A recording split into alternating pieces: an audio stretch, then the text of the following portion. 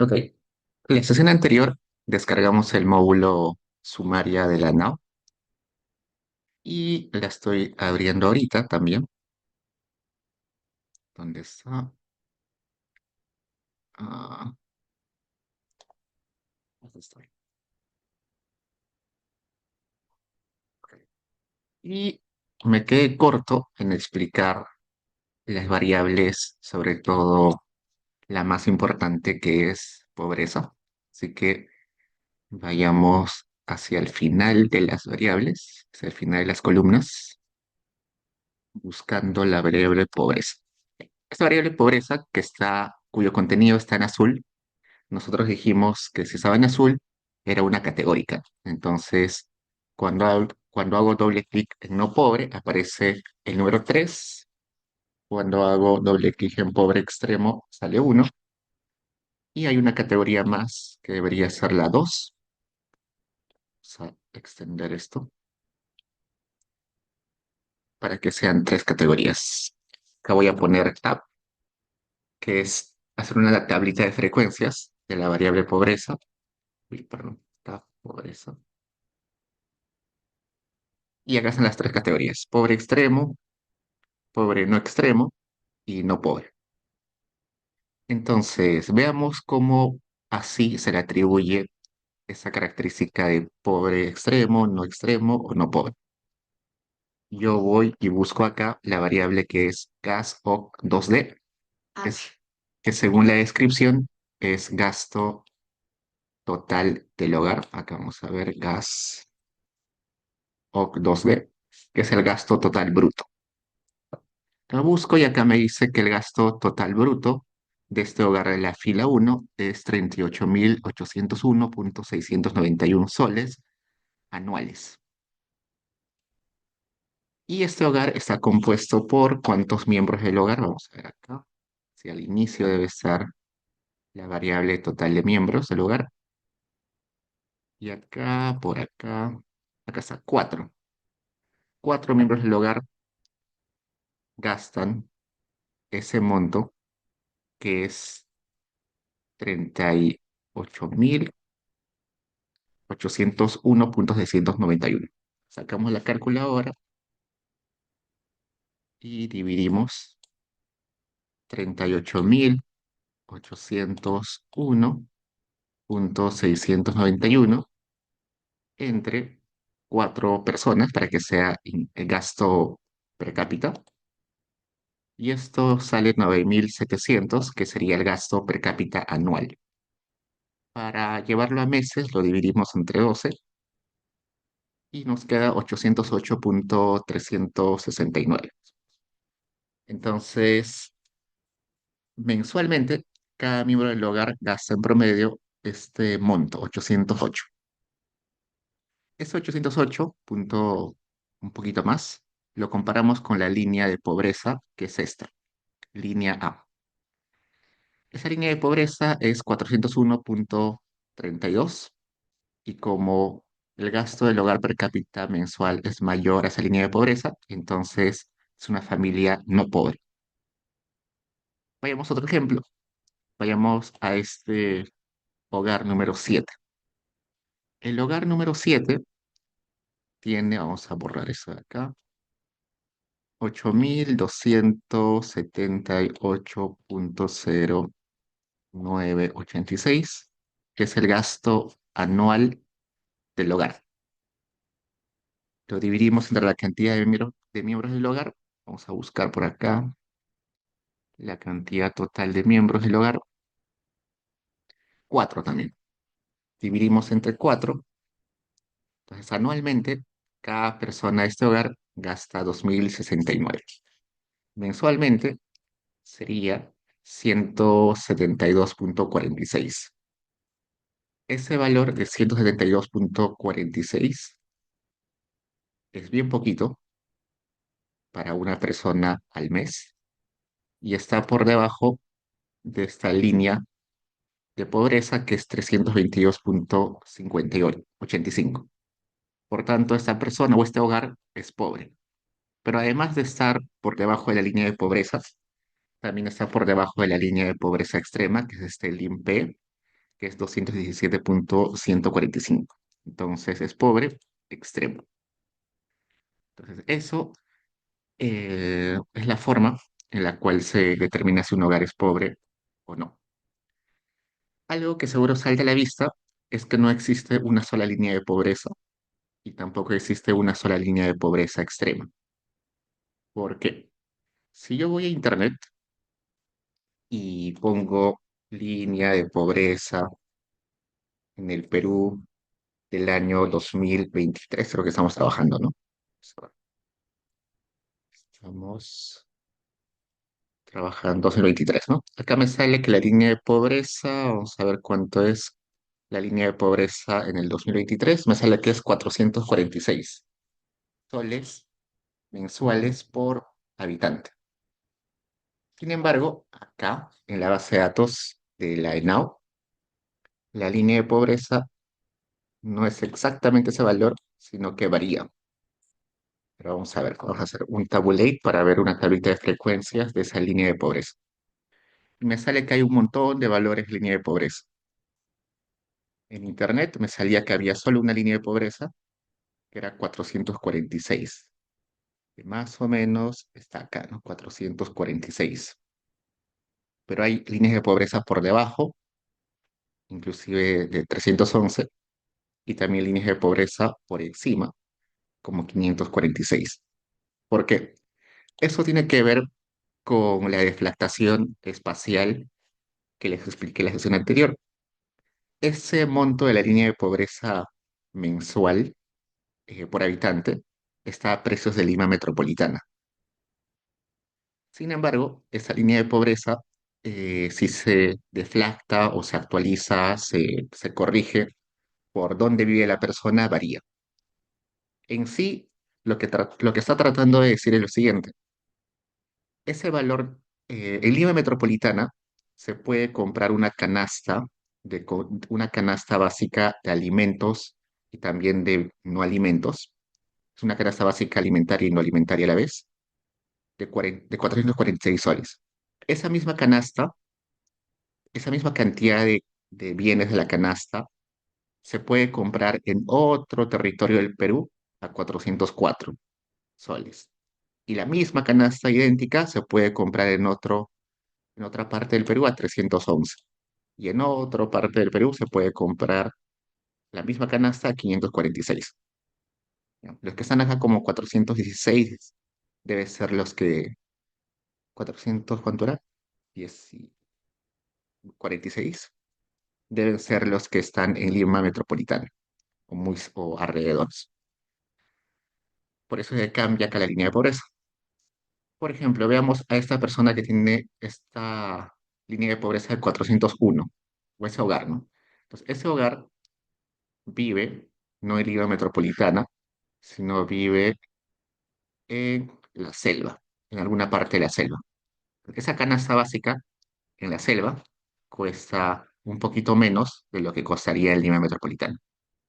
Entonces, no se confundan o no se rompan la cabeza viendo que hay un montón de líneas de pobreza. Es la misma, solamente que está actualizada a precios distintos. No está estandarizada porque en los diferentes territorios hay diferentes precios. Igual con la línea de pobreza extrema, que es la que está acá, LIMPE, esta es la línea de pobreza. Si yo voy a internet y busco la información, me va a salir que la línea de pobreza también es una sola. Me dice acá es 251 soles al mes.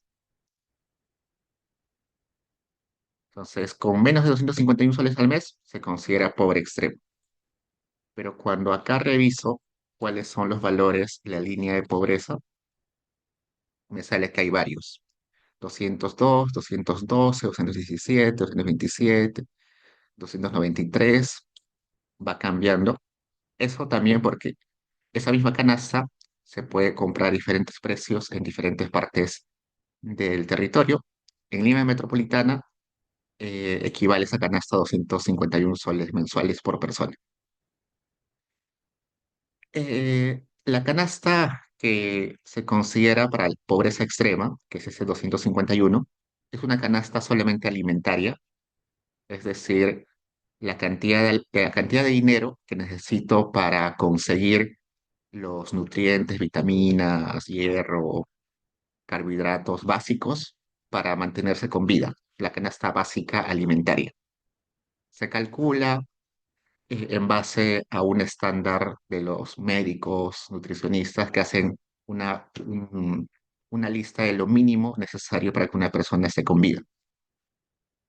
Mientras que este 446 no solamente es una canasta alimentaria, sino también es la canasta no alimentaria que se adiciona.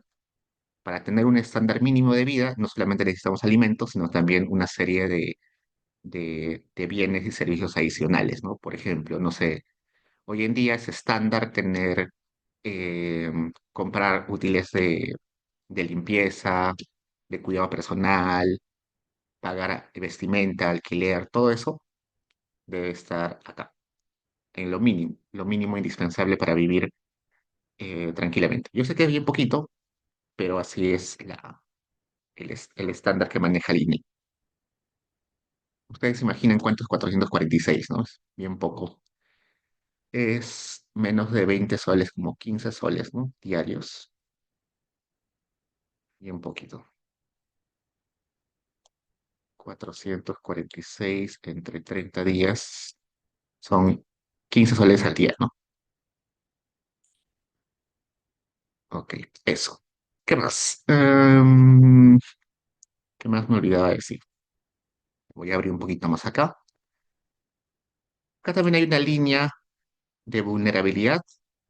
Tiene la misma lógica de la línea de pobreza, la línea de pobreza extrema.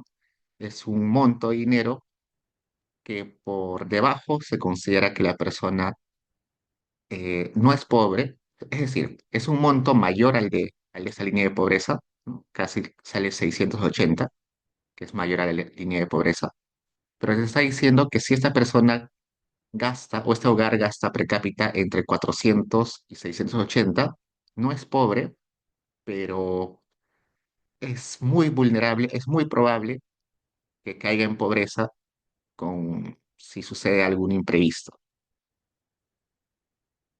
Entonces, igual, la línea de pobreza es una sola, solamente que en diferentes partes del territorio se actualiza con los precios de ese territorio.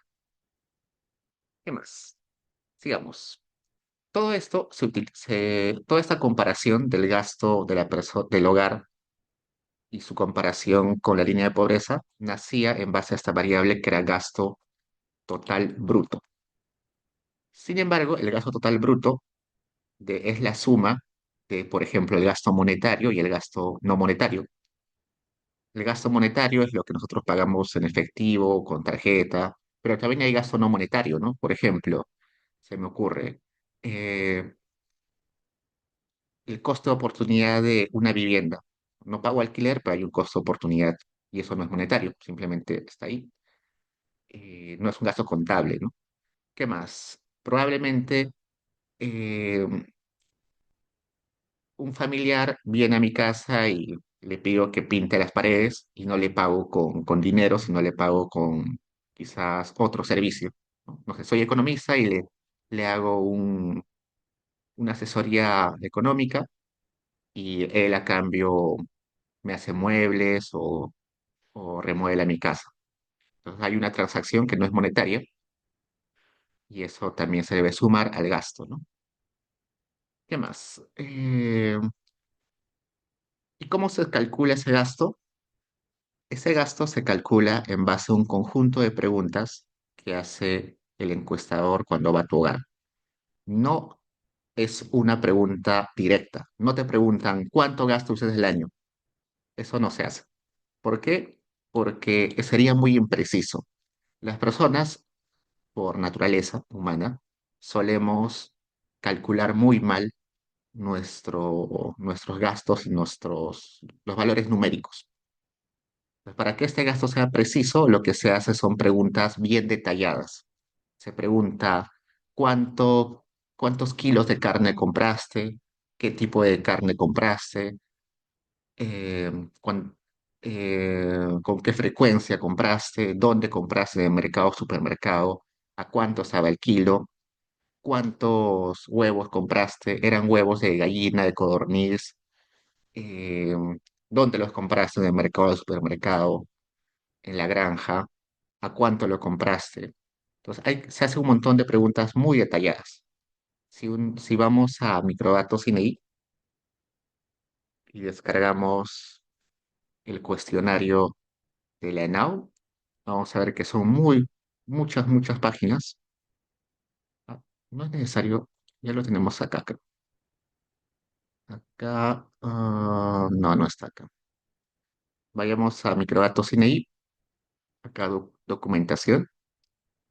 Vamos a ENAU actualizada, ENAU de corte transversal 2023,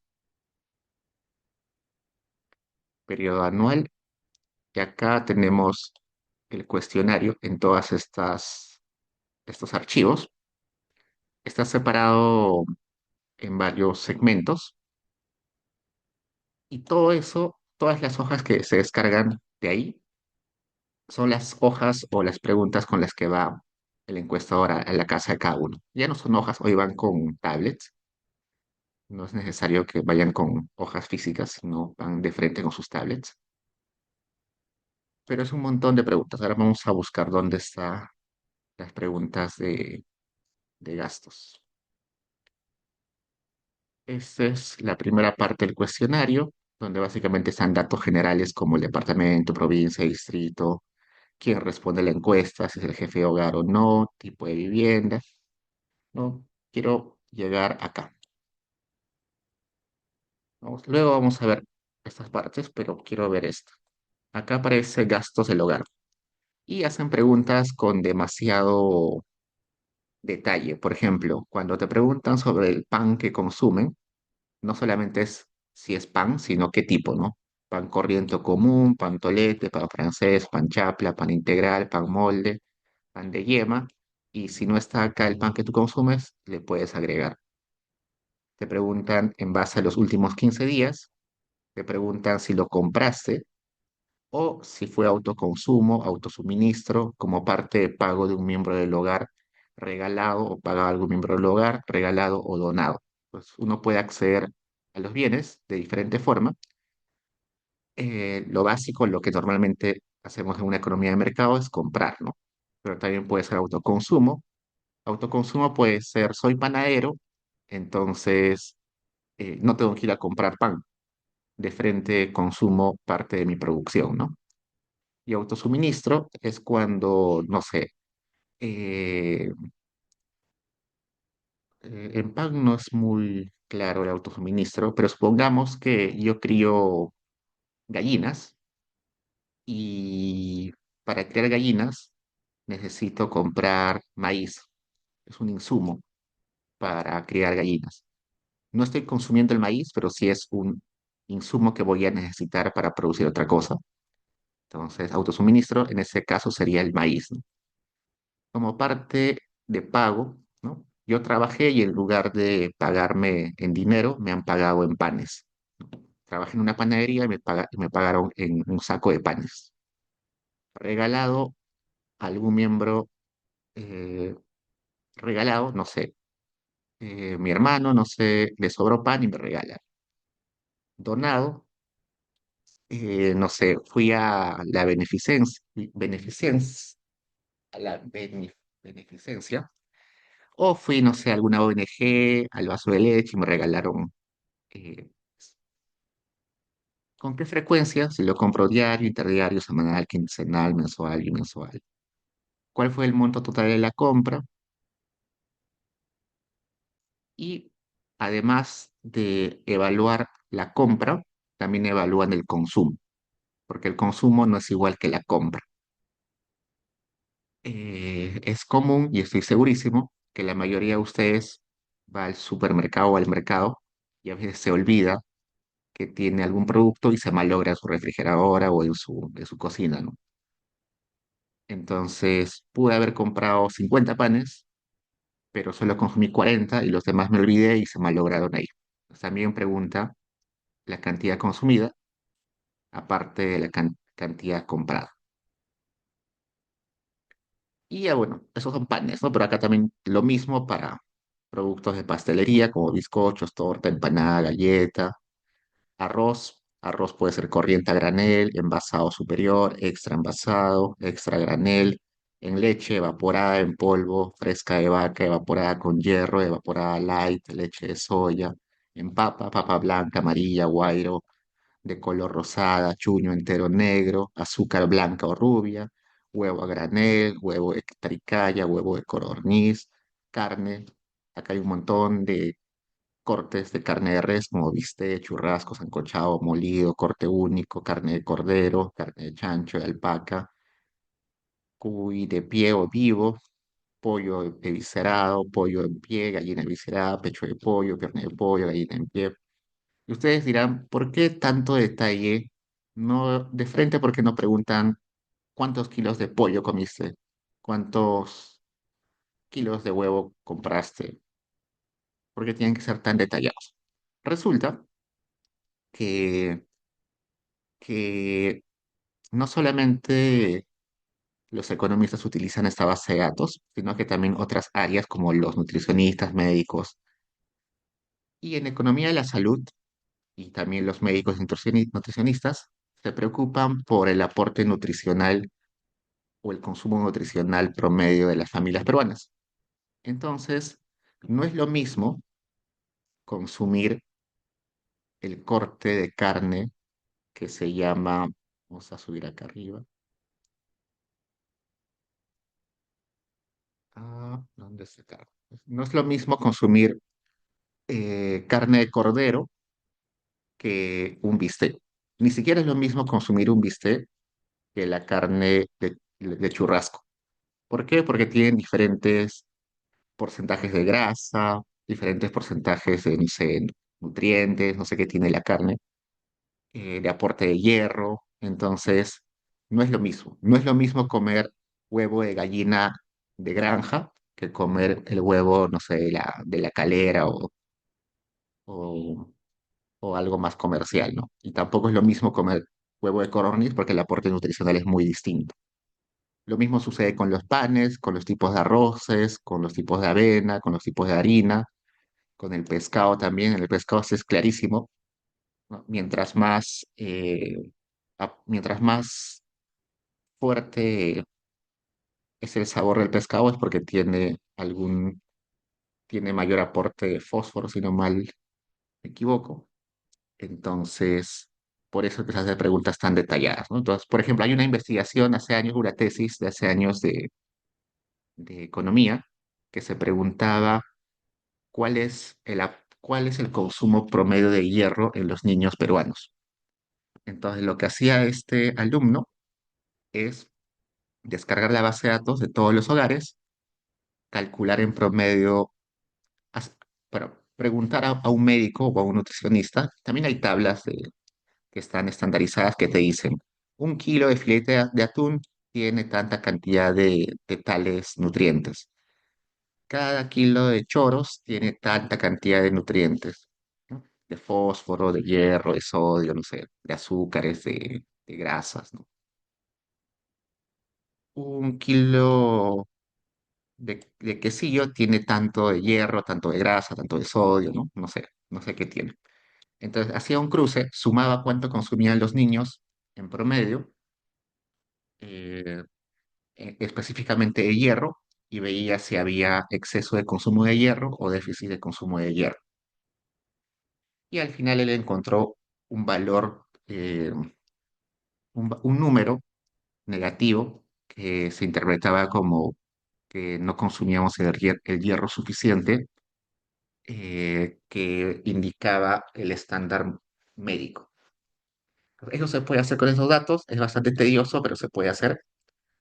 Por ejemplo, creo que hasta ahora nadie se ha atrevido a hacer porque es un poco pesado, pero esto de los octógonos, ¿se acuerdan que hace algunos años el Congreso obligó por ley, bueno, en realidad por propuesta de algún ministerio, se obligó, salió una ley que al final aprobó el Congreso, donde todos los productos tenían que tener un octógono si superaban algún, algún valor de cantidad de sodio, de azúcares, de grasas trans y todo eso, ¿no? Pues, por ejemplo, se podría hacer una evaluación de impacto para saber si la puesta en ley de los octógonos tuvo algún impacto en la cantidad de hierro, pero en la cantidad de grasas, de sodio, de azúcares en los peruanos, ¿no? Y se puede hacer con esto. Pero como les comenté, es bastante tedioso hacer ese cruce de información, pero se puede hacer.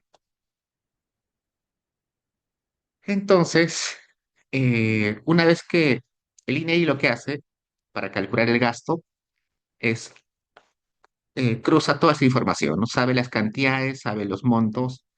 Estos son montos quincenales en los últimos 15 días, pero el INEI lo estandariza para que sean anuales y con toda esa información de gastos, hay un montón, hay más hojas, eso no son todas de gastos, hay en otros archivos acá también hay información sobre gastos. Todo eso lo suma y saca ese valor. Y ese valor es el que al final se utiliza para comparar con la línea de pobreza. ¿Qué más?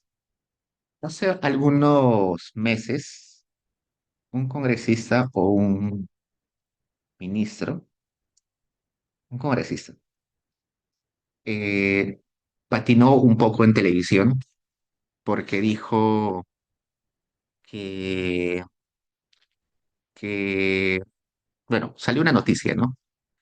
Que la pobreza era tanto por ciento y este congresista dijo que ese valor era errado, ese dato era errado, porque él había encontrado en Internet que el Banco Mundial daba otro valor de pobreza para el Perú. Y lo que sucedía es que este congresista no entendía bien que una cosa es la medida de pobreza del INEI, que lo hace bajo la canasta nacional, la canasta básica que se calcula bajo estándares nacionales, y otra cosa es la pobreza medida por el Banco Mundial. Las metodologías son totalmente distintas y responden a criterios y objetivos distintos. Esa pobreza que utiliza el INEI es la pobreza en base a una canasta básica construida de acuerdo a las necesidades, preferencias y oferta de productos de la economía peruana. En esa canasta seguro hay productos que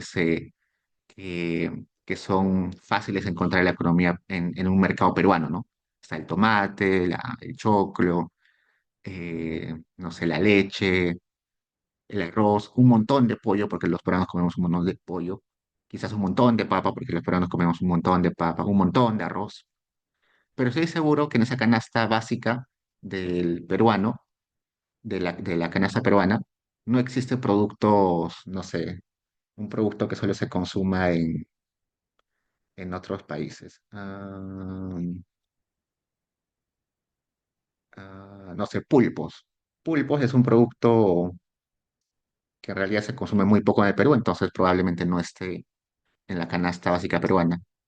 No sé, salmón tampoco es un producto que se consuma mucho en el Perú, así que probablemente no esté en la canasta básica. Pero probablemente en otros países esos productos sí se consumen con mucho mayor facilidad y frecuencia que en el Perú. Entonces, esos productos están en la canasta de esos países. Eh, Seguro que en la canasta básica de Europa, de países de Europa, hay muy poco pollo o muy poco arroz, porque allá se consume muy poco de arroz, por ejemplo. Pero en el Perú hay un montón de arroz en la canasta básica. Entonces, y también tiene que ver con preferencias, ¿no? Los peruanos preferimos ciertas cosas y otras no. Esa canasta también tiene servicios. Probablemente en el Perú muy pocos vean como necesidad tener un servicio de streaming, un Netflix o HBO, pero probablemente en otras realidades, en otros países, ya es muy básico y muy común tener esos servicios. Hace varios años en el Perú no era una necesidad básica tener celular, más bien era un lujo y por tanto no estaba en la canasta básica.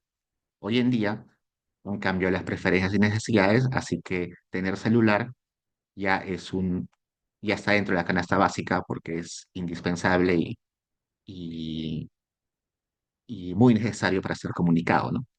Entonces, si esta canasta peruana para construir esto se ha construido con necesidades, preferencias, disponibilidad y oferta de productos del Perú, y en Bolivia se ha construido su canasta con preferencias, necesidades, oferta y disponibilidad de productos de Bolivia, probablemente el cálculo de pobreza de Bolivia y de Perú no son comparables, porque están hechos en base a criterios distintos. En ese sentido, el Banco Mundial lo que hace es tener una metodología que sí sea comparable. Vamos a poner acá por Bank Indicators. Entonces, el Banco Mundial tiene una metodología ya estandarizada para comparar la pobreza entre países. Su metodología es mucho más sencilla, lo único que te dice es cuántos dólares, una cantidad de dólares diarios que una persona debe tener para considerarse pobre. Y lo hace de esa forma, bastante sencilla y estándar y fácil de comunicar, porque, porque su objetivo no es estudiar el bienestar de cada país en particular, sino su objetivo es comparar realidades.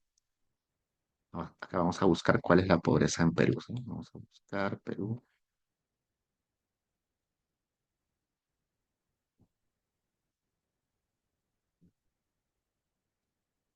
Vamos a buscar acá pobreza.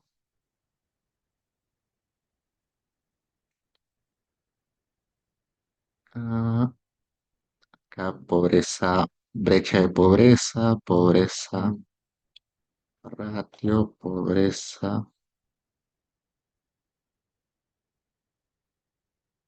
Por ejemplo, acá me dice, la pobreza acá se está midiendo como los que ganan menos de 3 puntos, los que gastan menos de 3,65 dólares al día. Acá hay otro que es 2,15 dólares al día, ¿no? Este que es más bajo es pobreza extrema. Este es pobreza a secas. Acá hay otro que se llama 6,85, que es otro estándar de pobreza. Entonces, si yo comparo, vamos a ver acá, último año,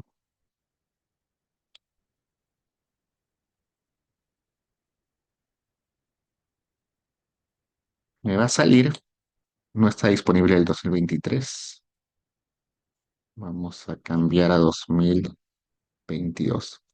Los datos del Banco Mundial suelen demorar bastante porque el Banco Mundial no solamente publica, sino que construye el indicador. Así que para construir el indicador, el Banco Mundial tiene que estar seguro que los datos que está recibiendo de cada país sean confiables.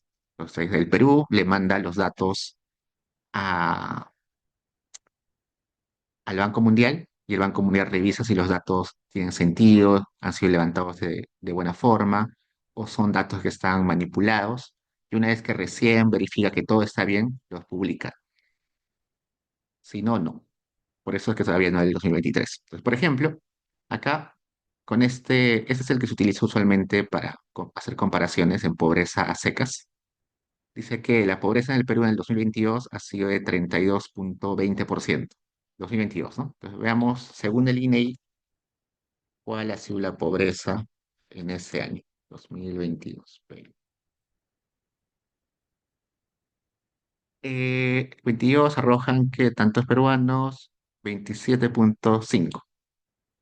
Y eso es muy distinto a ese 32,20. Entonces, lo que había pasado en esa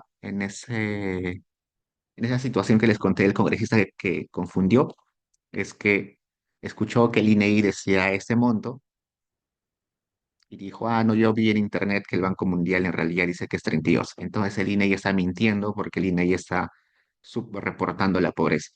Entonces, en realidad no es que estás subreportando la pobreza al INEI, solamente que son metodologías distintas porque el objetivo es distinto.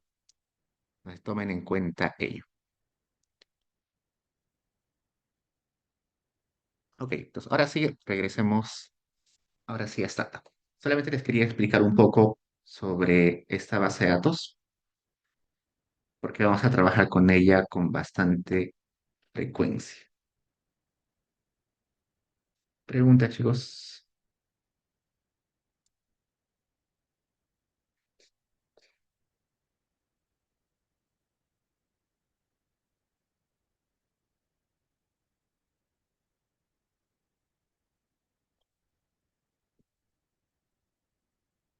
Quizás algo más. Algo más que sí o sí deben conocer. Lo siguiente. Cuando hemos descargado este módulo de Sumaria, también se ha descargado este archivo que dice cons bar gastos guión metodología actualizada. Está comprimido. Vamos a descomprimirlo. Voy a hacer clic derecho y voy a poner extraer todo.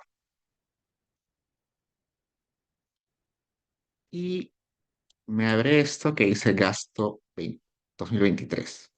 Y acá me aparece instrucciones, un do file y bases de datos. Vamos a abrir este que dice bases. Me aparecen dos bases de datos.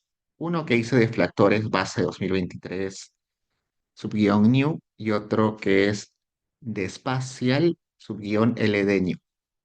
Abramos este que dice deflactores base 2023. Con el SATA lo abrimos y me aparece una base de datos no muy grande. Tiene 11 variables, 11 columnas y 552 observaciones. Esta es la base para hacer deflactación temporal desde el 2001 hasta el 2023. ¿Qué quiere decir? Por el momento vamos a simplemente enfocarnos en estos tres, ¿ya? En este que dice departamento, en este que es el deflactor y este que es año. Los demás se los voy a explicar luego, pero por el momento, para la intuición, solamente veamos departamento, el deflactor general y el año. Voy abajo.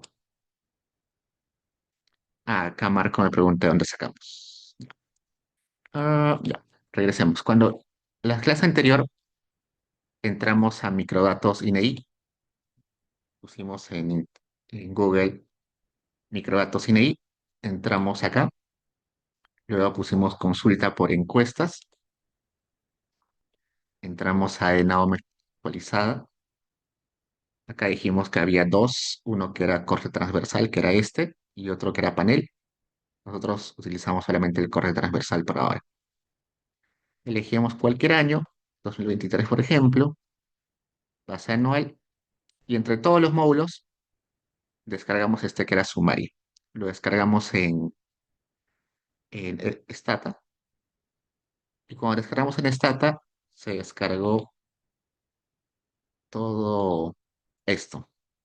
Se descargó 3 4 5 6 PDFs, se descargó acá dos bases de datos, y también se descargó este archivo comprimido que era cons bar gasto, y al descomprimirlo me aparecía esto, donde dice gasto 23 y acá adentro bases. Eh, no, no hay problema. Igual si se pierden, igual me avisan porque la idea es que todos estemos avanzando juntos. Entonces, esta base de datos es el deflactor temporal. Lo que me está diciendo es lo siguiente. Bajamos acá y me doy cuenta que en 2023 todos son uno. Y en los años anteriores, 2022, 2021, son números en su mayoría menores a uno. En su mayoría, no todos, pero en su mayoría son menores a uno. ¿Qué me está diciendo? Me está diciendo lo siguiente. Yo sé que 8 es Cusco, ¿ya? Yo siempre me acuerdo que 8 es Cusco. Me dice, si un pan en Cusco costaba un sol en el 2023, ese mismo pan en 2022, acá está 8, 2022, costaba 0,93 soles. Es decir, ese un sol que en Cusco en el 2023 valía, ese un sol valía un sol, pero hace eh, a ver, de otra forma. Am,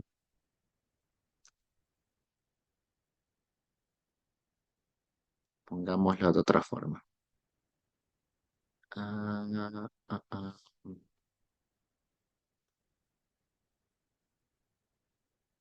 ah, ah, ah. Ya, mejor de esa forma. 8. Cusco, ¿no? En Cusco, si yo podría comprar con mi plata, con una cantidad de dinero, el 100% de algo, de una canasta, por ejemplo, un año anterior, en el 2022, solamente hubiera podido comprar el 93,85% de eso mismo. Y un año antes, en el 2021, solamente hubiera podido comprar menos, inclusive, el 85,74%. Y un año antes, solamente hubiera podido comprar el 83,17%. ¿Por qué si voy hacia atrás puedo comprar menos de lo que podía comprar en el 2023? Porque los precios han ido subiendo, ¿no? Entonces, a eso se refiere. Ahora veamos otro ejemplo. Si, por ejemplo, con mi sueldo, ahí está mejor que ese ejemplo, si con mi sueldo podía comprar el 100% de una canasta en el 2023 y vivía en ese departamento 25, un año antes, en ese mismo departamento, podía comprar solamente con mi mismo sueldo, podía comprar solamente el 95,48%. Y un año antes, en el 2021, con el mismo sueldo, podía comprar menos, el 87,85%. Y si voy hacia atrás, cada vez puedo comprar menos, ¿no? Si me voy hasta el 2021, podía comprar solamente el 49,24% de lo que podía comprar en el 2023 con el mismo sueldo. Y para eso sirve ese deflactor, porque la ENAO se va a levantar con los precios de cada año. Pero si yo quiero juntar varias ENAOs en un solo archivo, debería estandarizar esos valores. Para eso sí. ¿Por qué acá hay más deflactores? Hay más deflactores porque los precios no cambian igual entre productos. Un ejemplo interesante que hace poco estaba viendo es que la inflación en medicinas es mucho más rápida que la inflación en productos como libros, como revistas, como periódicos, ¿no?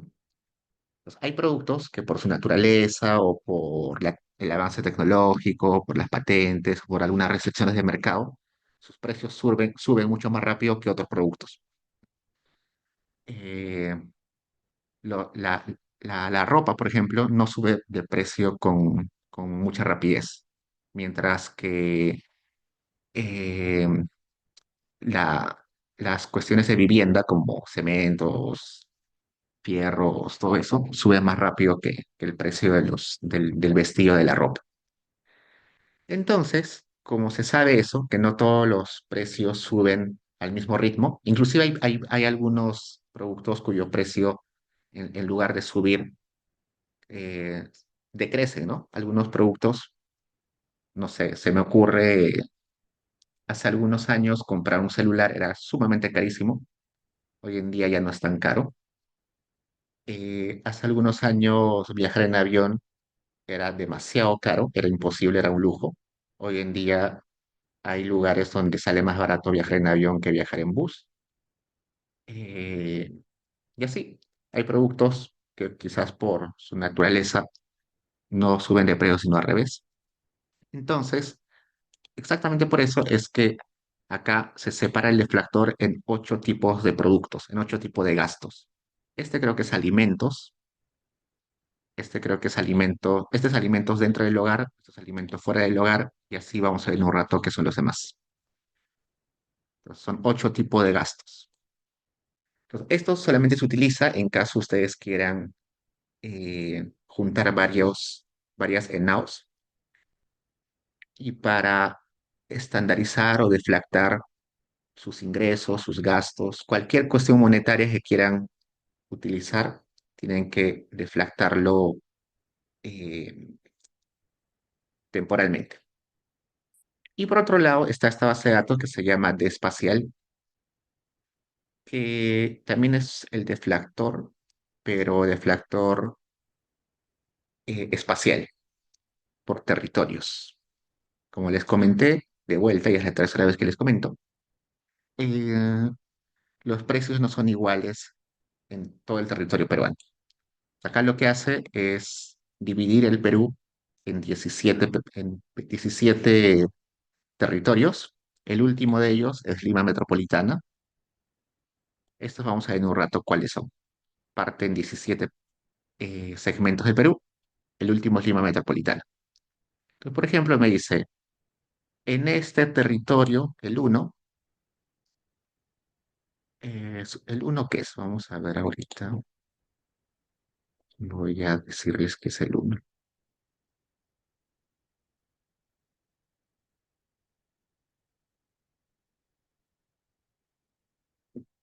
El uno es costa norte urbana. En la costa norte urbana, el deflactor es 0,79.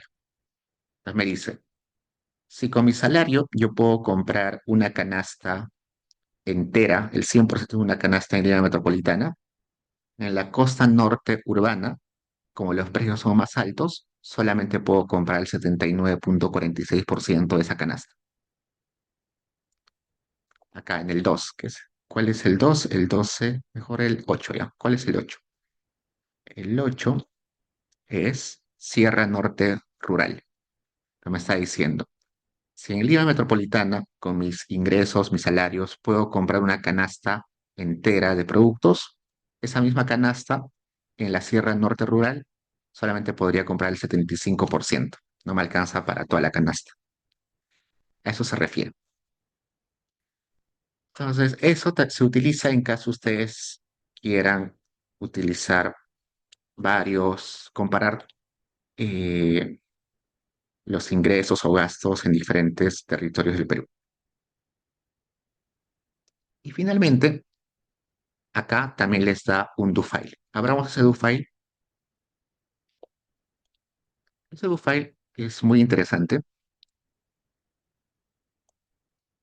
Ese do file les dice cómo construir las variables de gastos e ingresos para el periodo 2014-2023.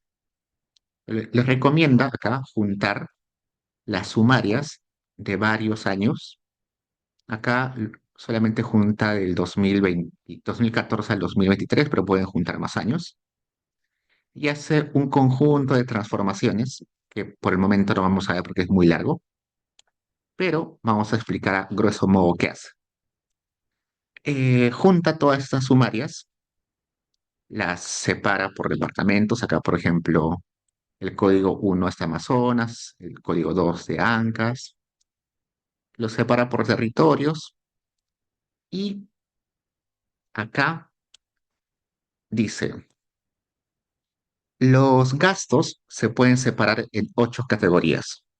La categoría gastos de alimentos preparados dentro del hogar, gastos de alimentos adquiridos fuera del hogar, gasto en alimentos adquiridos de instituciones benéficas, gastos de alimentos adquiridos fuera del hogar en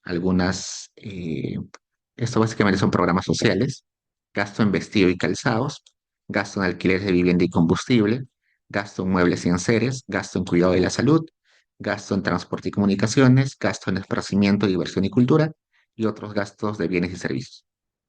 Entonces, para separar en estas categorías, en este tipo de gasto, en estos grupos de gasto, acá está la fórmula de cómo se calcula.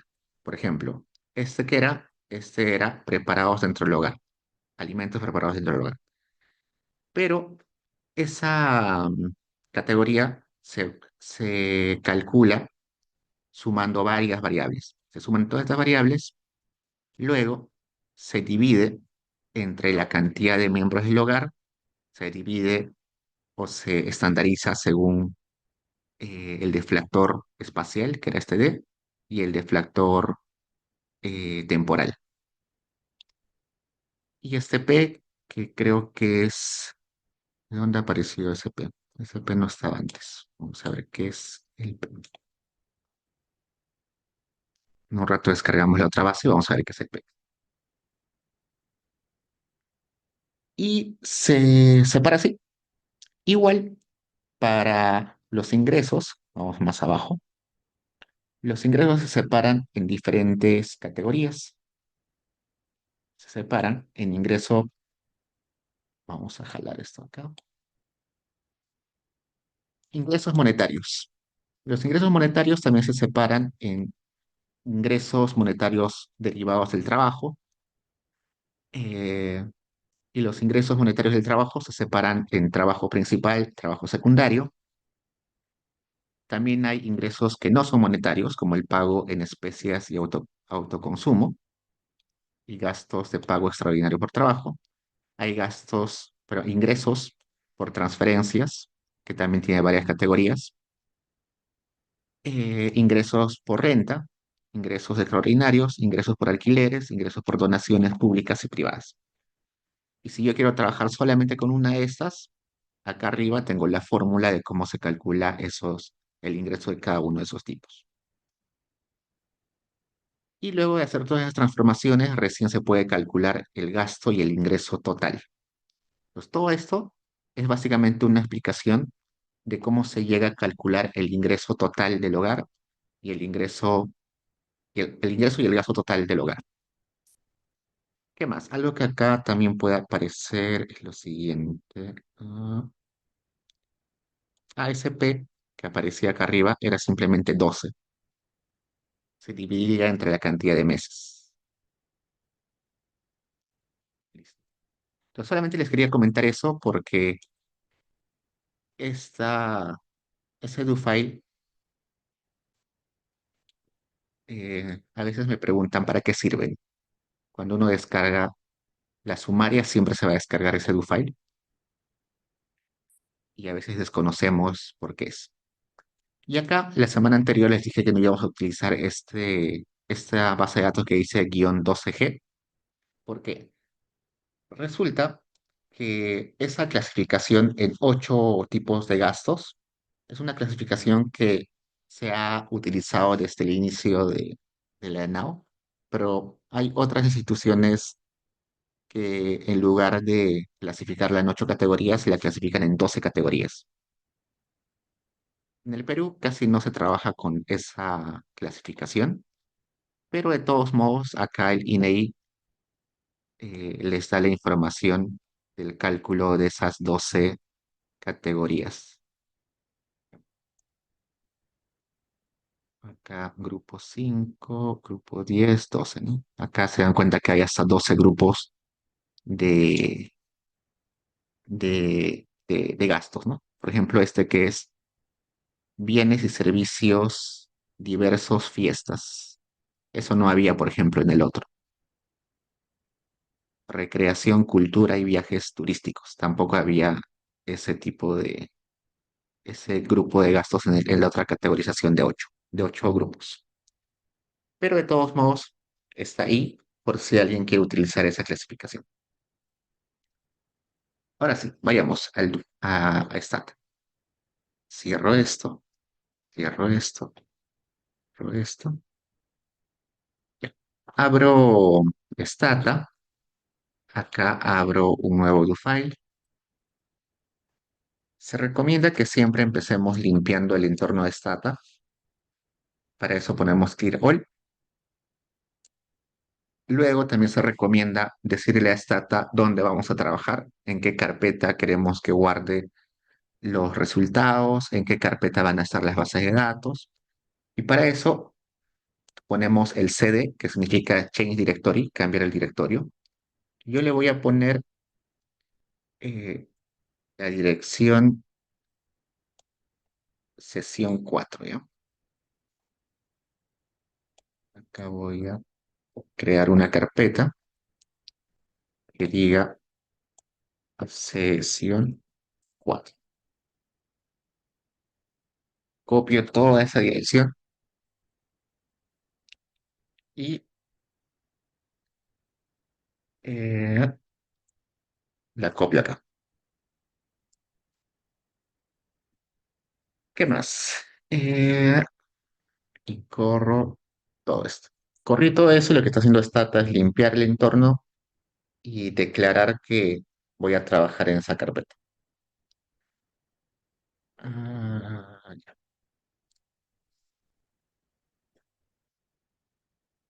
Una pregunta que, bueno, la primera vez que yo trabajé con un investigador, me recomendó lo siguiente.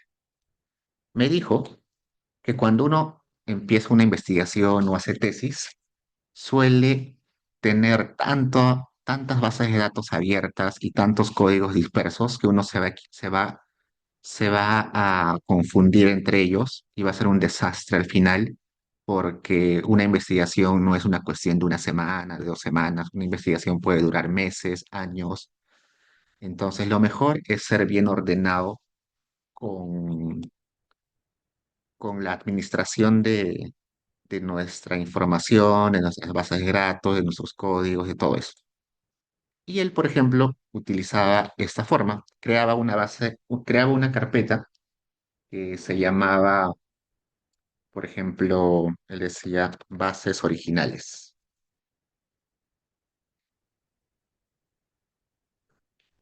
Creaba otra carpeta que decía bases modificadas. Creaba otra carpeta que decía to files. Creaba otra carpeta que decía resultados. Creaba otra carpeta que ponía, creo que ponía traps. Si se escribe borradores, traps.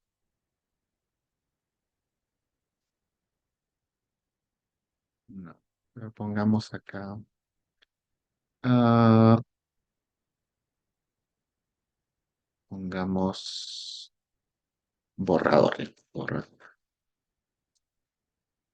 Acá dentro de bases modificadas, por ejemplo, si trabajábamos con diversas fuentes de datos, ponía todas las que utilizábamos, ¿no? Por ejemplo, acá ponía Now, quizás también trabajábamos a la vez con Endes, ponía otro que era Endes. También trabajábamos con datos administrativos del Ministerio de Desarrollo e Inclusión Social, así que también podía MIDIS. Supongamos que en la ENAU trabajábamos con varios años, así que también ponía acá, no sé, la ENAU del 2021, el 2022 y así varios. En la carpeta, pero esto debería ir a originales, ¿no? Todo eso son bases originales. Y acá, en originales está acá. Y en modificadas ponía, por ejemplo, intermedias y finales.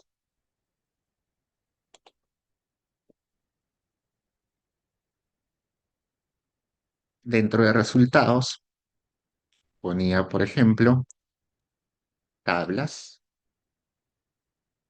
otro ponía gráficos y otro ponía, no sé, mapas.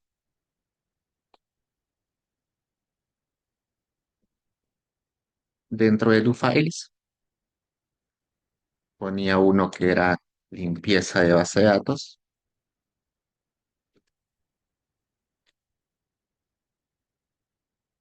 otro que era solamente para unión de base de datos,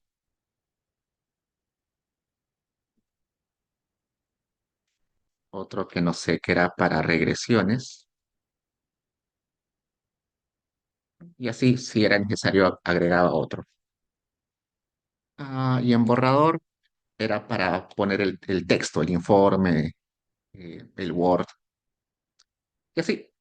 Y a lo largo del tiempo que he ido trabajando con otras personas, me he dado cuenta que cada uno tiene su propia forma de ordenar. Algunos le ponen numeritos, por ejemplo, acá le ponen, no sé, para que los originales siempre estén al inicio, le ponen 1 punto bases originales, 2 punto bases modificadas, 3 punto do files, 4 punto resultados, 5 punto borrados.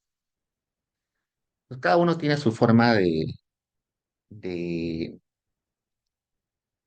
ordenarse. En mi caso particular, se me hace muy difícil ser ordenado. Cuando hago algo, siempre lo pongo todo en una sola carpeta, pero la recomendación para ustedes es que traten de ordenarse bastante porque luego van a sufrir si se les desordena o se les pierde cosas, ¿no? ¿Por qué? Porque en bases originales va a estar lo que ustedes van a descargar de las páginas de internet o del INEI, ¿no? Pero esas bases al final no las van a utilizar completas, van a tener que limpiarlas, partirlas, modificarlas y si confunden una con otra, al final van a sacar cosas sin sentido.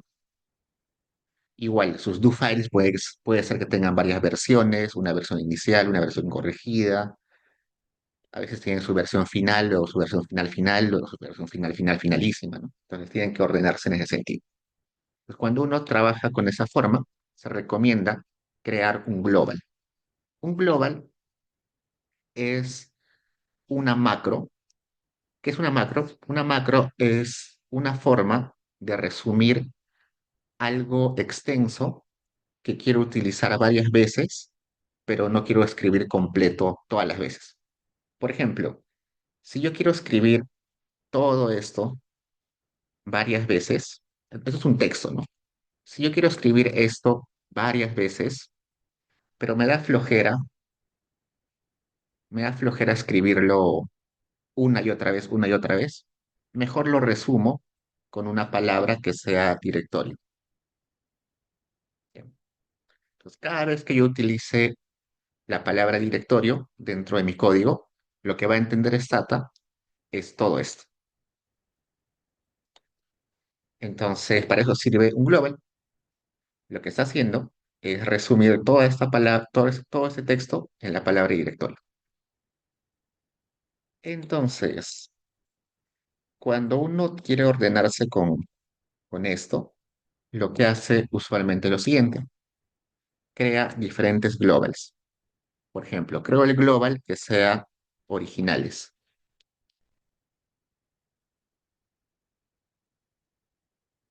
Creo ese global que va a ser simplemente todo ese directorio, toda esa dirección. Creo el global eh, modificadas, que va a ser toda esa dirección. Entonces, por ejemplo, cuando yo quiera abrir una base de datos que esté en, en esa carpeta originales, pues lo que yo voy a hacer es use, que es abrir la base de datos, y poner acá global originales y slash el nombre de la base. Supongo que es la base 1.eta. Ya no tengo que escribir toda la dirección, sino simplemente este global original. Entonces, vamos a copiar todo.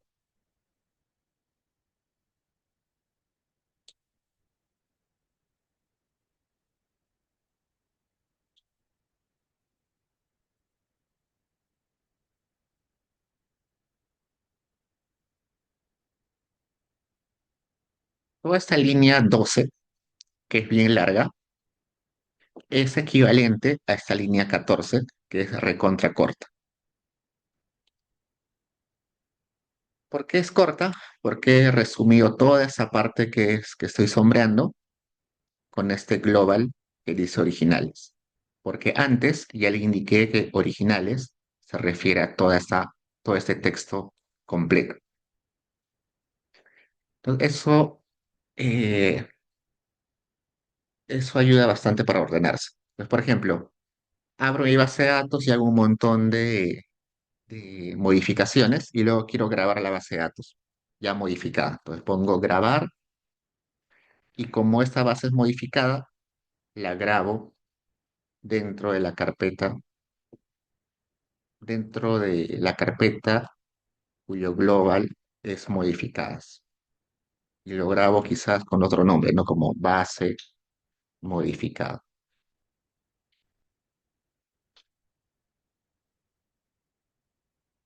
Cuando quiera grabar quizás una tabla, la voy a exportar seguro en la carpeta donde están los resultados. Entonces, para eso creo acá un global que sea resultados,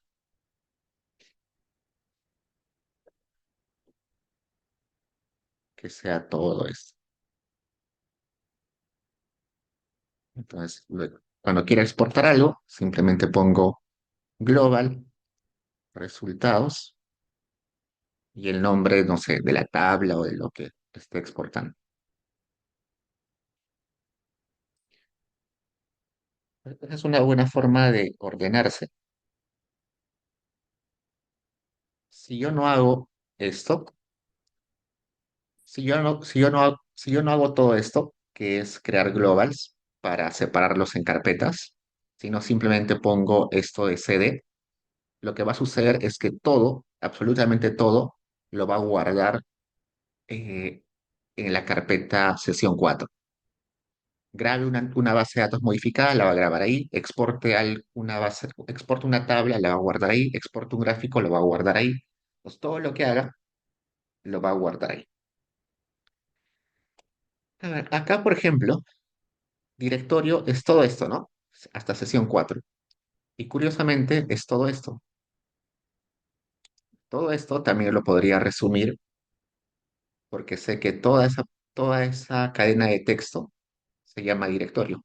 Así que podría poner de frente acá directorio.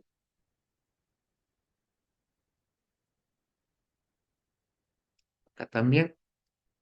Acá nos faltaba modificar.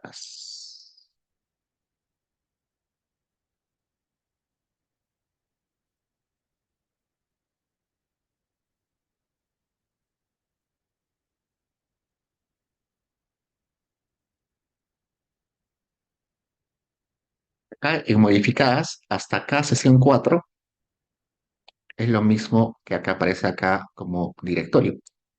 Puedo copiar todo esto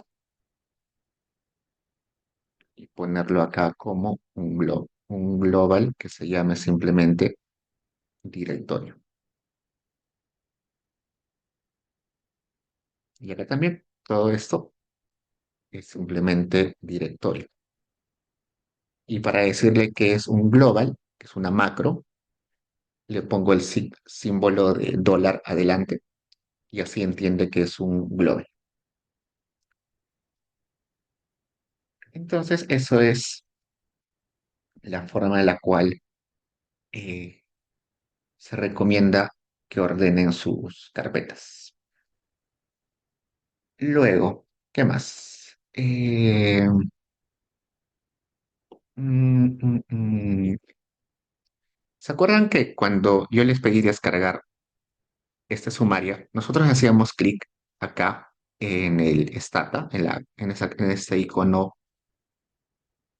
pero resulta que nosotros también podríamos descargar de frente de este Stata este archivo? ¿Cómo? Cuando uno pone el mouse encima del simbolito, en la parte izquierda inferior aparece una dirección de internet. Dice https dos puntos slash slash proyectos.inei.gov.p slash iinei y un montón de cosas más que al final dice 906 módulo 34.zip, ¿no? ¿Han visto? Esa dirección la puedo copiar acá. Dice copiar dirección. Ah, no, acá, copiar vínculo, dirección del vínculo. Copio y puedo acá copiarlo, ¿no? De vuelta, ¿no? Cuando pongo acá encima, en la parte inferior izquierda, aparece una dirección. Esa dirección es eh, la dirección de internet donde está guardado ese archivo, ¿no? Para copiarlo hago clic izquierdo y acá dice copiar dirección del vínculo. Si yo tengo esa dirección del vínculo, puedo de frente descargarlo de Stata sin tener que hacer todo ese proceso manual. ¿Cómo? De la siguiente forma. Pongo acá copy, que es copiar el archivo,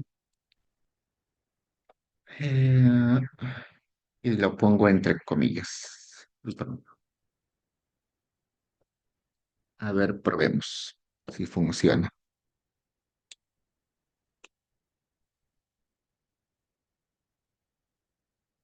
Me dice,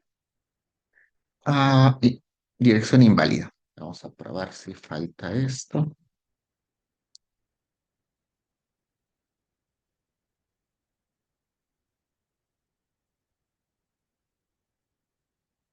Vamos a ponerle el nombre del módulo 34. Y ahora sí. Si se dan cuenta, cuando hago clic ahí, acá abajito sale porcentaje completado y va diciendo 0, 10, 20, tanto por ciento. Entonces, ¿qué hice? Puse copiar, puse acá entre paréntesis la dirección que saqué de la página del INEI y luego puse unas comillas para decirle que lo guarde con ese nombre, que lo guarde con el nombre módulo 34. Y en caso exista ya un archivo con ese nombre, que lo reemplace. Yo voy a mi directorio, que está acá, y acá descargo este archivo con el módulo, con el nombre módulo 34. Le voy a decir que lo descargue con otro nombre, módulo 34B. A ver, de vuelta, corro esto, pero con otro nombre. Y acá está, lo descargo con el nombre módulo 34B. ¿Para qué sirve esto? Por ejemplo, serviría si yo quiero mandarle mi do file a mi coautor, pero para mandarle mi do file también debería mandarle la base de datos para que lo corra. Pero ¿se imaginan mandar 10 enaos? Sería demasiado pesado. O mandar un montón de archivos, un montón de bases de datos. Entonces, en lugar de mandar todas las bases de datos y subirles a un Drive o un correo, mejor simplemente le mando esta dirección y que lo descargue frente a su computadora, ¿no? Entonces, como lo ha descargado de internet, ese archivo que he descargado está comprimido. Si yo lo quiero descomprimir de frente, de este medio file, debería poner unzip file. El comando unzip file es para descomprimir. Te le voy a decir, descomprime el archivo que se llama módulo 34B. Y en caso ya exista un archivo descomprimido con ese nombre, reemplácelo. Corro y acá me dice no lo encuentro. A ver, está con otro nombre. Mm, mm.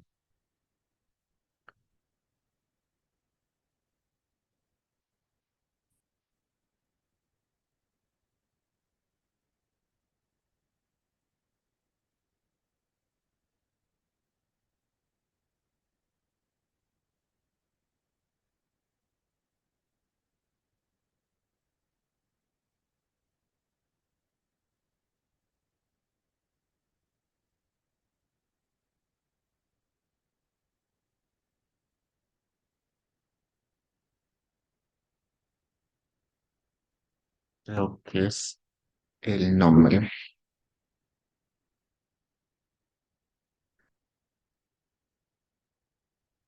Ya, ahora sí. Le faltaba ponerle acá eh, el formato del archivo, ¿no? Para que reconozca que es un archivo comprimido, hay que ponerle el zip y acá también el punto zip. Y ahora sí, me dice, hemos descomprimido de esa carpeta todo esto. Han descomprimido eh, varios PDFs, dos bases de datos DTA, en total 9 archivos. Entonces, eso sirve. Sirve para descomprimir. Una vez que descomprimí, probablemente ya no me sirva este archivo comprimido, así que lo puedo borrar de frente acá con Erase y le pongo, como ya descomprimí, entonces este archivo ya no me sirve, le pongo borrar y ya está, lo borro.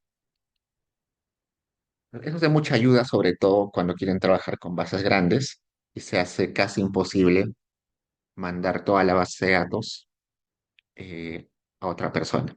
Entonces imaginen, no sé, que están haciendo un trabajo con el censo. Es mejor que la otra persona lo descargue de frente, ¿no? En lugar de estar, en lugar de estar utilizando espacio en su Drive o en su Dropbox.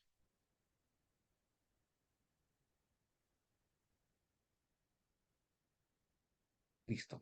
Nos queda un par de cosas más y terminamos, ¿sí? Hasta ahí preguntas, chicos.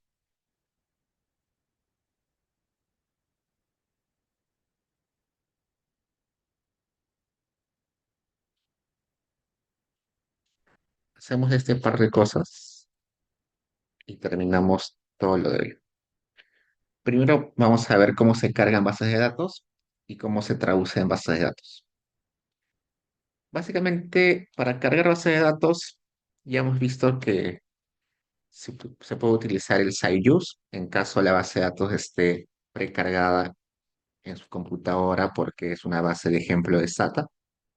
Y ya vimos que Auto es una base de datos de ese tipo. En caso la base de datos que estemos utilizando sea, no sea de Stata, sino sea una base de datos eh, nuestra, que descargamos del INEI o de algún lugar, utilizamos el comando use. Por ejemplo, nos voy a copiar esta base de datos es sumaria 2023 a la sesión 4.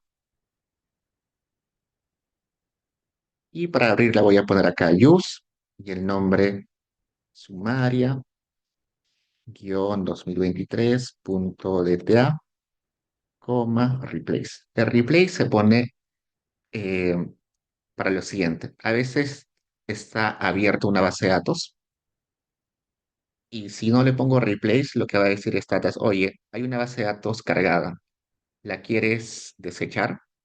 Entonces, para decirle que sí, quiero que la reemplace de frente, sin ningún problema, le pongo replace. Entonces pongo use sumaria-23 y ya está, ya la abrió.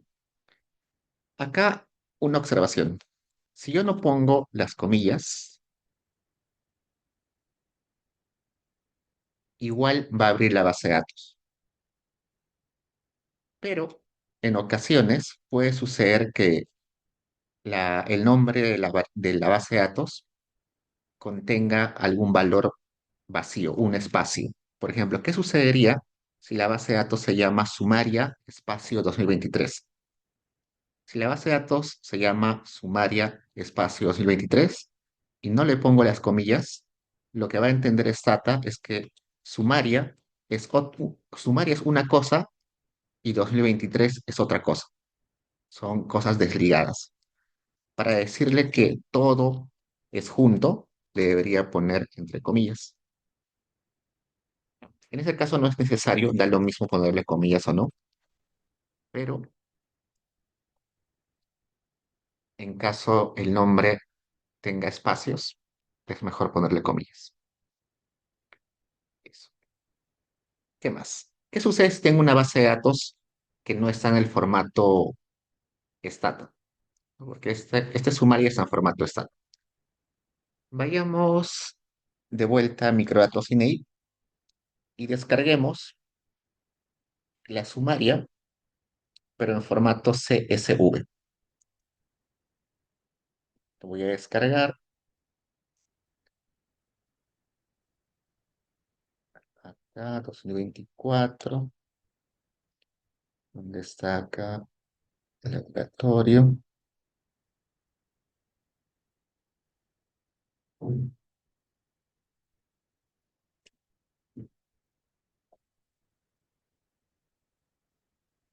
Acá está comprimido, lo voy a abrir para descomprimirlo.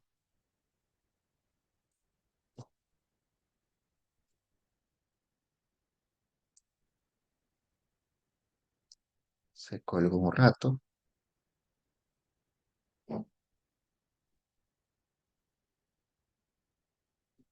Esperamos un rato. Ya. Y acá está la sumaria, pero en formato CSV. ¿Qué es el formato CSV?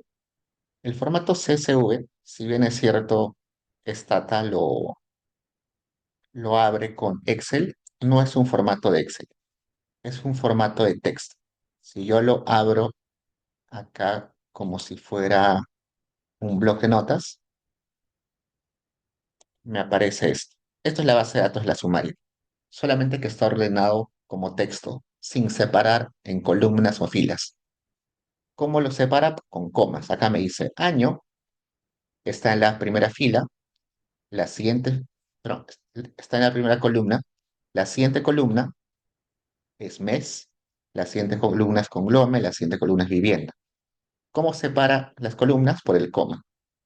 Entonces, CSV es un formato de texto donde le indicas a, a la base que cada coma significa que tienes que saltar de columna. ¿Por qué existe este tipo de bases de datos de texto? Para ahorrar memoria. Como es un texto, pesa bien poquito. Sobre todo cuando las bases de datos son muy grandes, conviene trabajarlas o exportarlas en ese formato. Tiene sus desventajas, pero en general es muy buena cuando uno tiene puros datos numéricos. Si uno tiene datos categóricos, a veces trae problemas. Pero si tus datos son numéricos, no hay ningún problema. Entonces, este formato, acá, bueno, acá estoy utilizando comas, pero uno podría utilizar en lugar de comas, puntos y comas, guiones, slash. Cualquier elemento me puede identificar que hay un salto entre columnas. Esa base de datos, bueno, ese formato no es Stata, así que no lo puedo abrir de frente en mi Stata. Para eso existe el comando import, que básicamente es importar, ¿no? En español. Y acá cuando pongo import, me dice que se puede importar diferentes eh, tipos de formatos. Delimited, que es formato texto, se puede importar formatos Excel, formatos FET, que no utilizamos los economistas, Heiber, que tampoco utilizamos, SAS, que sí utilizamos de vez en cuando, formato SPSS, que también utilizamos de vez en cuando, y también se pueden importar otros. También se puede importar acá. Voy a la parte izquierda superior que dice archivos, pongo importar y acá me dice que se puede importar diferentes formatos. El formato que yo he descargado era CSV, así que acá hago clic en datos de texto delimitados y me abre acá una ventana. Acá me dice archivo, importar. ¿Qué archivo? Acá le pongo en abrir, busco acá dónde está mi archivo CSV. Ya está. Y Stata va a identificar, y acá me dice, por ejemplo, acá ha identificado que que la separación se hace en base a las comas. Acá está, ¿no?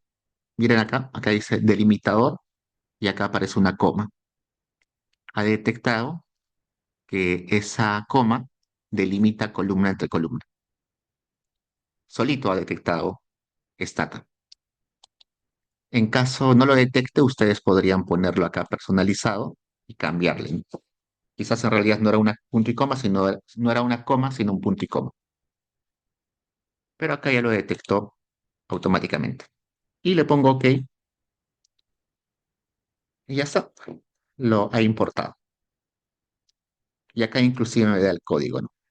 Todo esto era el código para importar. En caso quiera volverlo a importar, acá me dice. El comando es import. eh, el subcomando es delimited. Delimited porque es un archivo de texto.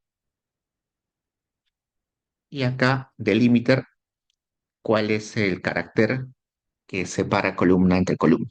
Y clear o replace también podría ser, que es para decirle que reemplace la base de datos en caso haya una abierta. Otro, vayamos acá de vuelta. También podemos descargar la sumaria en formato SPSS. Ya les conté que ese formato SPSS es un formato que utilizan bastante los antropólogos, sociólogos. Entonces abrimos, lo hemos importado. Acá aparece Sumaria 2023 SAP, es el formato de SPSS. Lo voy a copiar acá y tratemos de abrirlo. Voy acá a Archivos, Importar y acá Datos de SPSS, Explorar. Acá encuentro que está Sumaria SAP. Me dice que no lo puede importar. A ver, veamos. Creo que copió mal.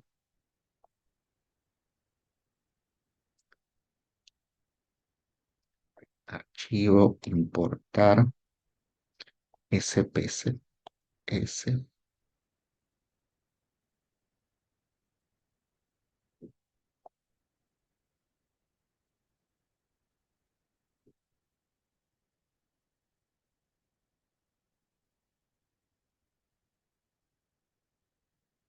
Importar.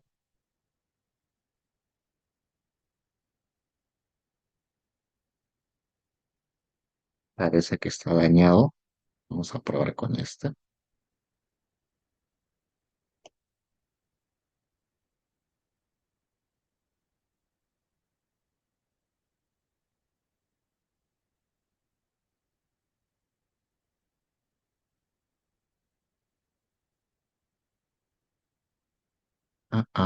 Hay algún problema con eso. Vamos a probar manualmente. Import.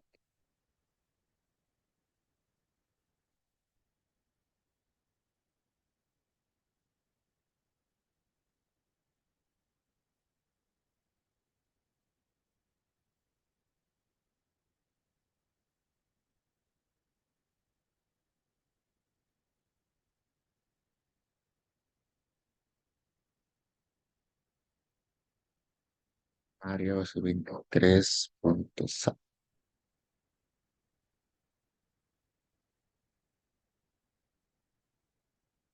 Ahora sí.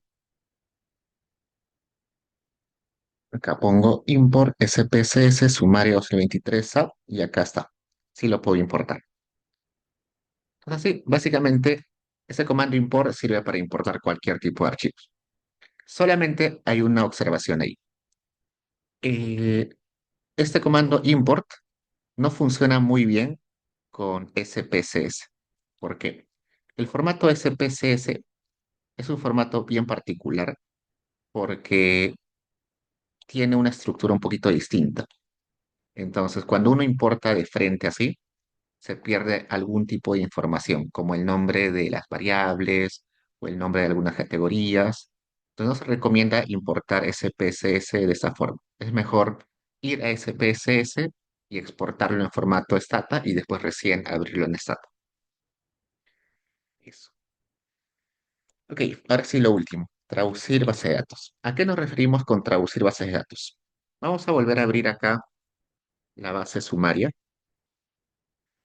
Y cuando yo veo la lista de variables acá, en la ventana de variables, me doy cuenta que hay algunos rombos. Acá hay un rombo, en lugar de la ñ hay un rombo con un signo de interrogación.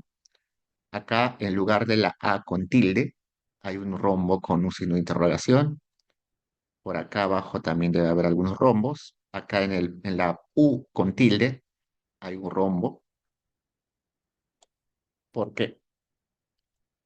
Porque resulta que esos valores o esos elementos como la ñ, las tildes, em, que son símbolos que solamente aparecen en el español, probablemente no sean buena opción porque Stata no va a entenderlos. Entonces hay que traducir la base de datos. Bueno, la recomendación principal es evitar utilizar esos valores, ese tipo de caracteres. Los caracteres que se utilizan en idiomas, en algunos pocos idiomas, hay que evitarlos. Pero si de todos modos existe, eh, mi base de datos ya tiene esos valores, lo debo traducir. Entonces, primero limpiemos nuestro, acá vamos a poner limpiar. ¿Cómo se traduce? Se traduce de la siguiente forma. Primero vamos a poner Unicode, Analyze, Analyze. Y el nombre de la base de datos. En este caso se llama sumaria-23.et. Lo que está haciendo acá es lo siguiente. Está viendo si hay valores raros, si hay valores que no se pueden leer. Y acá me dice, tu archivo necesita ser traducido. Entonces, una vez que Stata me confirma que sí se necesita traducir mi base de datos, ¿no? Por ejemplo, acá me dice, hay una variable que necesita ser traducida. ¿Por qué? Porque año no se podía leer por la ñ. 20 descripciones de la base de datos necesitaban ser traducidas. ¿Por qué dice 20? Porque acá habían 20, esta descripción acá, estas descripciones, estos rombos que aparecen en las descripciones o etiquetas, acá más abajo, en total suman 20. Estos rombos que aparecen en la etiqueta de descripción suman 20. Los rombos, como en los nombres, solo es uno. Y además hay un valor de variable que también tiene rombo. Si yo abro la base de datos, por acá, en alguna parte, hay alguno que tiene un rombo. Como es uno, debe estar por ahí metido. Vamos a ver. Por acá debe haber algún valor donde hay rombos.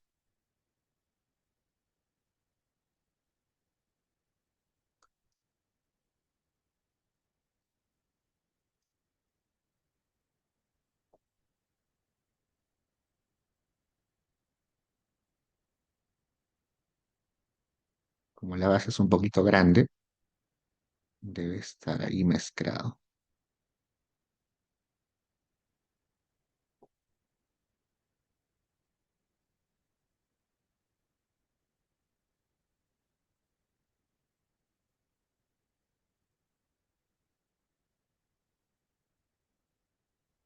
Cuando dice un valor contenido o un value label, se refiere a alguna de estas nombres de...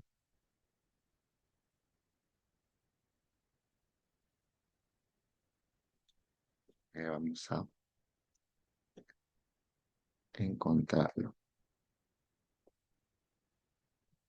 Ah, code.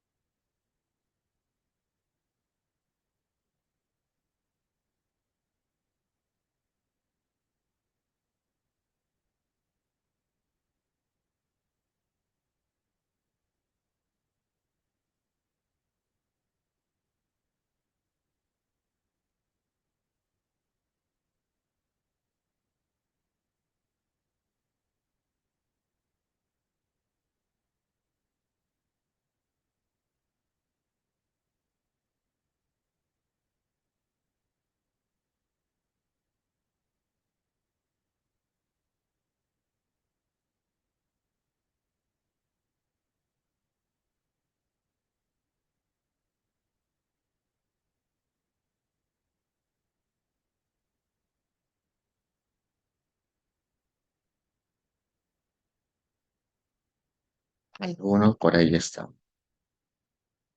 que no se puede leer.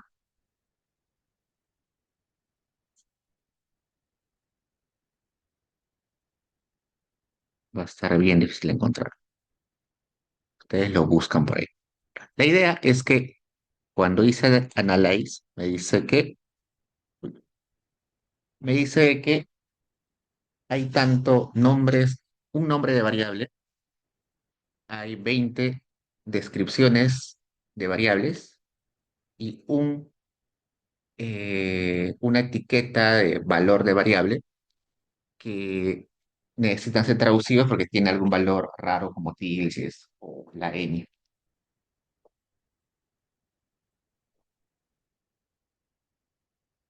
Entonces, el siguiente paso es decirle a Stata a qué tipo de idioma quiero que lo traduzca. Le voy a poner Unicode, encoding, y le vamos a poner que lo establezca en latín. ¿Por qué latín? Porque el conjunto de lenguas latinas sí tienen ñes y tienen tildes, a diferencia del inglés o de otro tipo de grupos, de otro grupo de idiomas. Las lenguas latinas, como el español, francés, italiano, portugués, todos ellos tienen tildes y tienen eh, ñes. Entonces le voy a decir que desde ahora considere que ese va a ser el idioma o el formato oficial o predeterminado. Y finalmente le voy a decir que, dado que ahora latín es el, el encoding o el idioma establecido, que a esta sumaria 2023 lo cambie a latín. Y acá me dice, ok, se han hecho algunos cambios y la traducción es exitosa. Y ahora cuando abra la base de datos, año, ahora sí la ñ puede ser leída y las palabras con tilde como geografía, geográfico, geográfica, geográfico, ya se pueden leer las tildes. También creo que público era una palabra que no se podía leer antes y ahora ya se puede leer. Entonces, esas 20 palabras con tilde que están como etiquetas ya se pueden leer y año también se puede leer. Y eso va a ser de mucha ayuda porque casi todos los archivos de la ENAO, no de la ENAO solamente, sino del INEI, necesitan ser traducidos.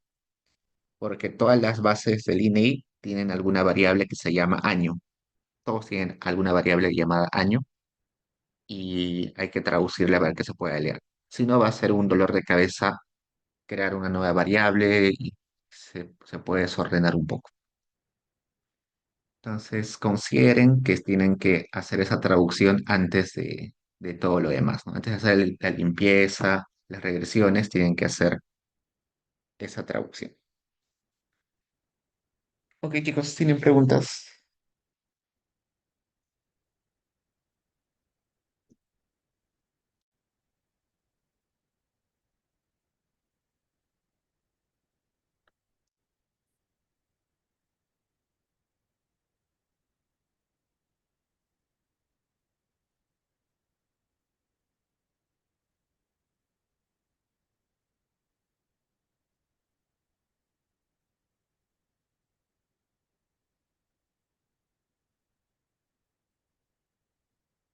Ya, chicos, entonces, con eso acabamos lo de hoy. Solo falta un par de sesiones, creo, y ya tenemos todo lo de Stata, todo lo básico de Stata, y luego ya entramos a cosas nuevas. Yo sé que los que han llevado quizá al laboratorio de manejo de base de datos o han llevado algún curso de Stata básico y han visto esto, pero dentro de 2, 3 sesiones ya vamos a empezar con cosas nuevas. Ok, chicos, entonces ya nos vemos el martes. Cualquier cosa me escribe en el correo. Cuídense.